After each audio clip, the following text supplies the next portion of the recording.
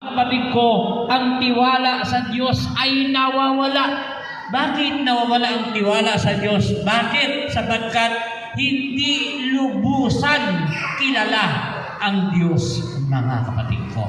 Kailangan makilala natin ng lubos ang Diyos, mga kapatid ko.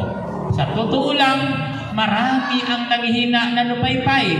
Bakit? Hindi niya kilala ang Diyos ng lubusan. Alam niyo, kapag ang tao ay may sakit, pag ang tao ay kulang sa pera, mga kapatid ko, nariyan nagdududa siya sa Diyos na kanyang pinaglingkuran. Dapat may pagsubok man tayo, kulang man tayo sa pera, mga kapatid ko, paniwalaan natin ng Diyos nga ating sinasamba, hindi niya tayo pababayaan, mga minamahal kong kapatid. Amen po ba? Alam niyo, huwag nating masyadong habulin ang pera.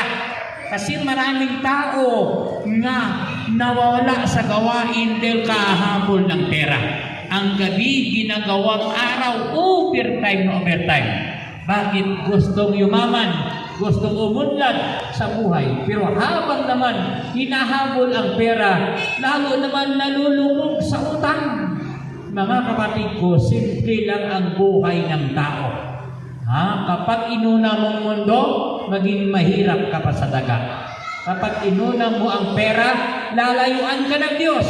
Subalit kung tayo ay matalino, unahin natin ang Diyos. Kapag inuna natin ang Diyos, ang pera susunod. Taas kamay nung nangangailangan ng pera. Taas kamay. Nangailangan pa kayo ng pera. May kailangan pa kayo sa pera. Taas kamay. May kailangan pa kayo sa pera. Parehas tayo, mga kapatid ko. Palakpakan natin ang malakas ng Diyos.